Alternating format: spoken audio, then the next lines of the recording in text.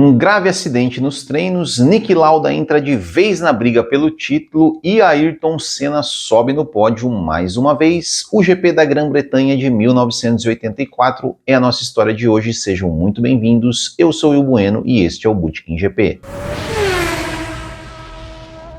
Fala, bacharéis do Botequim, começando mais um vídeo da nossa série sobre a temporada de 1984, hoje contando a história da 10ª etapa, o GP da Grã-Bretanha, disputada no dia 22 de julho no circuito de Brands Hatch. E foi uma corrida que já começou quente nos bastidores por conta da situação da equipe Tyrrell. A Tyrrell, que era uma equipe que ela tinha autorização da FISA para encher ali galões d'água para chegar no peso mínimo, né? Encher galões d'água durante a corrida para chegar ao peso mínimo, sendo que a Tyrrell era a única equipe que não usava motores turbo.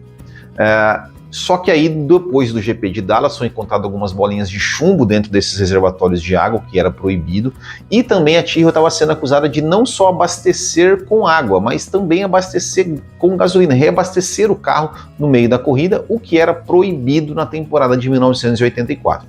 Depois de algumas análises, de provas, de algumas sessões ali de reuniões da FISA, a FISA decidiu excluir a Tyrrell do campeonato. Só que durante o final de semana do GP da Grã-Bretanha, um juiz da Inglaterra, ele deu um parecer favorável à Tyrrell, dizendo que a Tyrrell deveria correr, deveria participar do Grande Prêmio, porque eles simplesmente não podiam impedir as pessoas de trabalhar.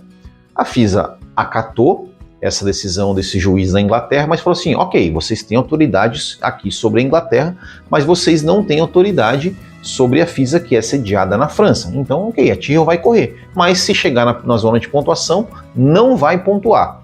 E foi decidido. Essa situação da Tyrrell gerou uma outra questão burocrática, vamos dizer assim. O que aconteceu? Naquela época existiam mais carros do que vagas no grid para correr. Pô, saudade.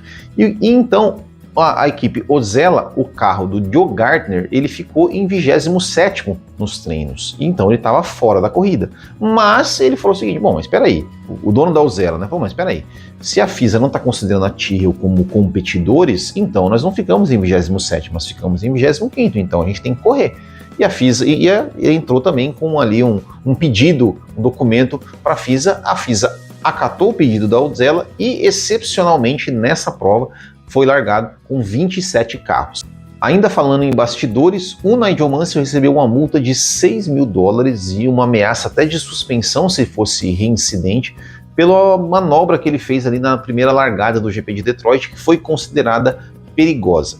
E também o Jack Ickx, né, que teve a sua licença de diretor de prova revogada e teve que pagar uma multa de $6.000. A federação acusava-o de ter dado a bandeira quadriculada por conta própria, sem informar os comissários desportivos. Lembra que no vídeo de Mônaco eu falei, né, que na verdade isso foi coisa do Automóvel Clube de Mônaco. O Ickx, então, ele se considerou ali vítima de uma espécie de assédio e ele processou o Jean-Marie Balestre por calúnia.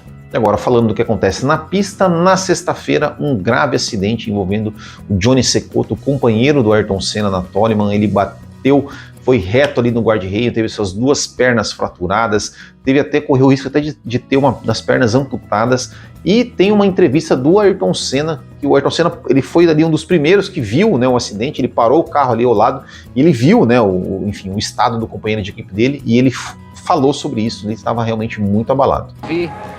Ele no carro logo após o acidente, e com todos aqueles pedaços de carro em volta, vi as pernas dele quebradas, então aquilo afetou um pouco de manhã e logo em seguida, quando eu comecei a andar, eu não puxei no limite, porque pela primeira vez eu vi alguma coisa que mexeu comigo, eu senti o quanto é importante a vida.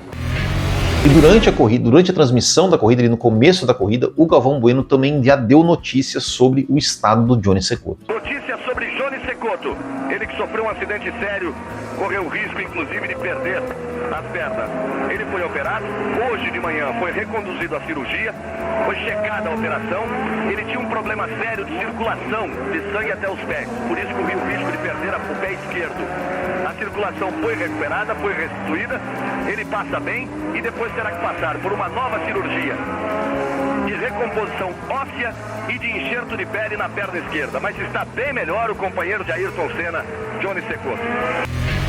Agora falando da corrida, Nelson Piquet marca a pole position mais uma vez, ao seu lado na primeira fila o Alain Prost, terceiro Niki Lauda, em quarto Hélio De Angelis, quinto lugar Keke Rosberg e sexto Derek Warwick, Ayrton Senna largando na sétima posição.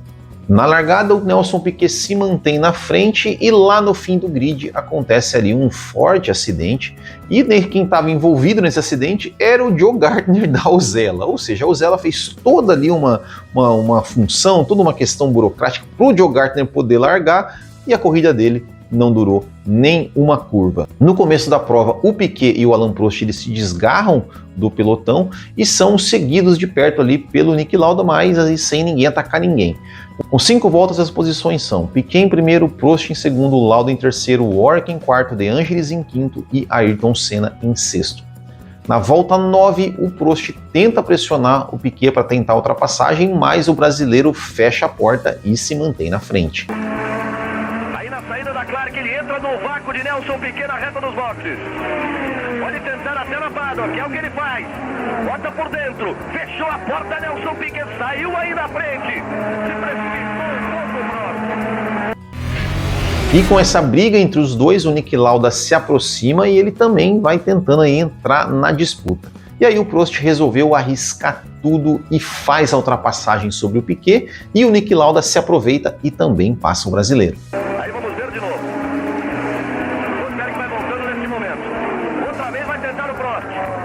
Forçou, não deu para Piquet fechar, assume a ponta da prova. Ele entrou de qualquer maneira e agora a vez de Niki Lauda também ultrapassa Nelson Piquet.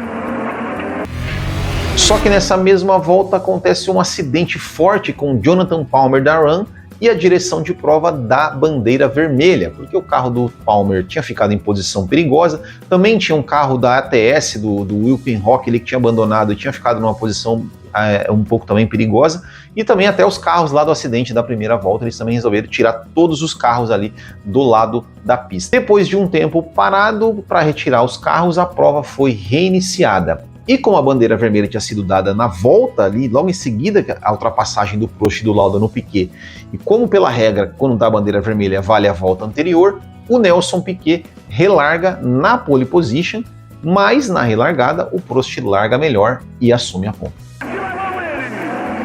Niki Lauda força, Nelson Piquet por dentro.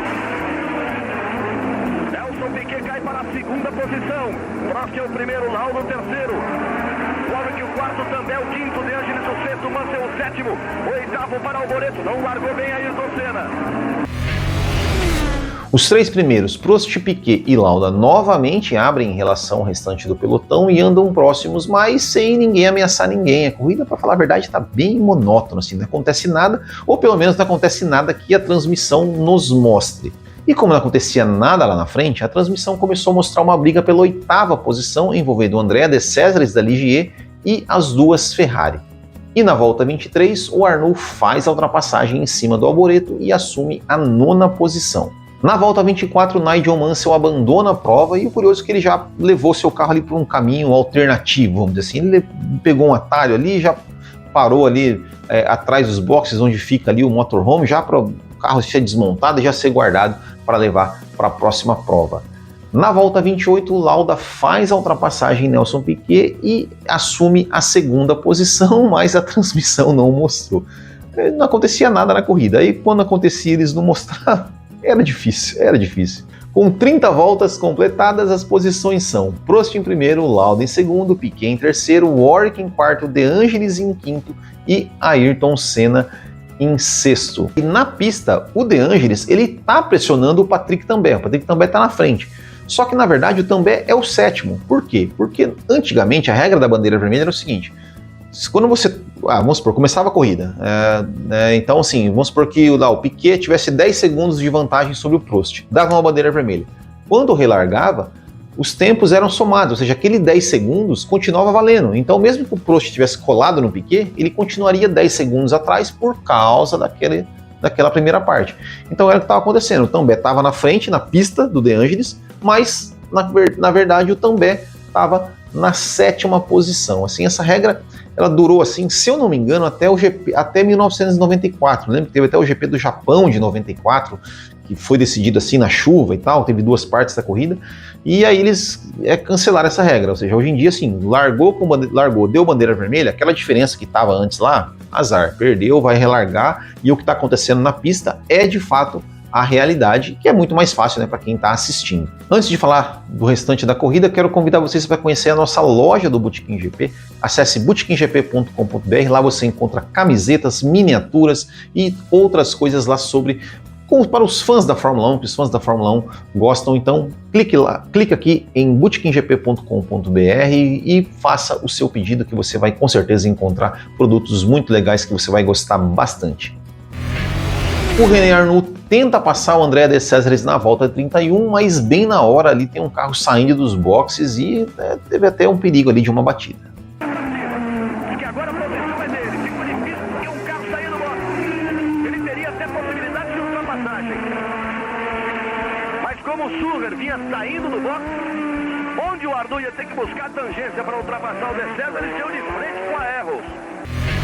Na volta 37, o líder Alain Prost vai ficando lento, é superado por Lauda e Piquet e vai para os boxes. E nos boxes tem até uma imagem curiosa, né, que é a equipe McLaren tenta arrumar o carro e assim eles tiram toda a carenagem do carro, né, o carro fica ali só realmente o chassi com o Alain Prost lá dentro, mas não teve jeito, o Prost realmente abandonou a prova. O Lauda, que é o novo líder, chegou naquela briga, né, do De Césares com as Ferraris para dar uma volta, e o Alboreto, que tinha passado o Arnoux e a transmissão não mostrou, ele vai para cima do De Césares e faz a ultrapassagem na volta 46. Alboreto força em cima de De Césares, ele se enrosca com a roda por aí, quase sobra tudo pro Lauda. Alboreto força e passa. Você viu que incrível como a roda entrou entre as duas do outro. A corrida de novo fica naquela coisa que não acontece nada, que ninguém passa ninguém está próximo de ninguém, só o Ayrton Senna, que era o 5º colocado, que ele vai se aproximando do De Angelis até que faz a ultrapassagem na volta 65. Acontece que o Ayrton, ele já termina uma curva, já na saída da curva, ele já atravessa apontando a outra e veja aí. E aí ele consegue a ultrapassagem na freada da paddock. Deixou para frear.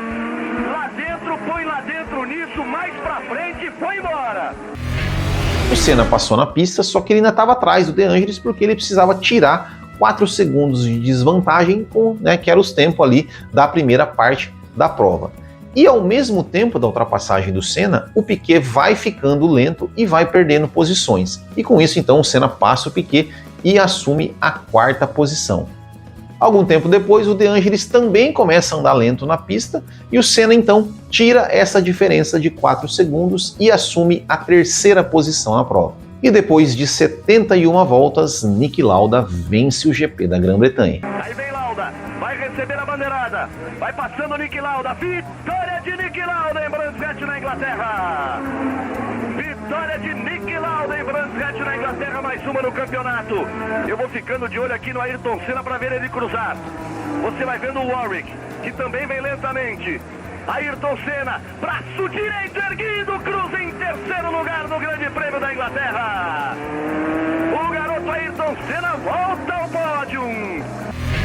Depois da corrida tem até uma imagem interessante ali, né, que é o Senna saindo do carro, comemorando com a equipe ali pelo pódio, e o Piquet passando ali por ele, nem dando bola ali pro Ayrton Senna, coisas, né, é normal do Nelson Piquet, né, normal. Resultado da corrida, Niki Lauda vence a prova com 71 voltas, Derek Warwick em segundo com 42 segundos atrás, Ayrton Senna em terceiro, 1 minuto e 3 segundos atrás, Hélio De Angelis em quarto com 70 voltas, com uma volta atrás, Michele Alboreto em quinto, uma volta atrás, René Arnoux em sexto, uma volta atrás. O Piquet, ele mesmo andando lento, ele não parou, ele não abandonou, ele continuou, completou a corrida, completou na 7ª posição, completou porque é o seguinte, estava no final da prova, tal. Geralmente eles colocam muitas voltas na frente, né, dos demais competidores, então mesmo andando lento, a corrida estava acabando, como ele tinha voltas na frente, ele achou, bom, quem sabe eu até consigo marcar um pontinho, mas não deu certo. Umas imagens curiosas, né, dessa corrida, assim, né, tem primeiro uma imagem icônica ali, né, do Ayrton Senna levantando o braço do Niki Lauda no pódio, né, uma foto, eu acho essa foto espetacular, né, do Senna com o Lauda ali ao lado no pódio. E uma curiosidade é que esse foi o último pódio da carreira do Derek Warwick na Fórmula 1. O Warwick, que ele estreou na Fórmula 1 em 81, fez boas temporadas ali pela equipe Renault, conseguiu subir ao pódio algumas vezes, né? Foram 4 pódios na carreira do Derek Warwick, e depois ele nunca mais foi ao pódio. Teve aquela história lá do veto dele na Lotus, aí depois ele correu em algumas equipes pequenas. Ele correu na Fórmula 1, se não me engano, até 93 e nunca mais foi para o pódio. Classificação do campeonato após 10 etapas: Alain Prost líder, 34,5 pontos, Lauda em segundo, 33, De Angelis em terceiro, 26,5, Arnoux em quarto, 23,5 e Rosberg em quinto com 20 pontos. Campeonato de construtores: McLaren líder, 67,5 pontos, Ferrari em segundo, 33,5, Lotus em terceiro, 32,5, Renault em quarto com 26 e Williams em quinto com 24 pontos. É engraçado que você vê assim, os líderes do campeonato, né? O Prost, por exemplo, ele tem ali em 10 etapas, ele tem 4 abandonos. O Lauda, que é o vice-líder, em 10 etapas ele tem 6 abandonos. E o destaque para o De Angelis, né? O De Angelis, ele só na África do Sul que ele não pontuou. De 10 etapas ele completou 9 e pontuou em 9 etapas da temporada, por isso que ele é o terceiro do campeonato a essa altura.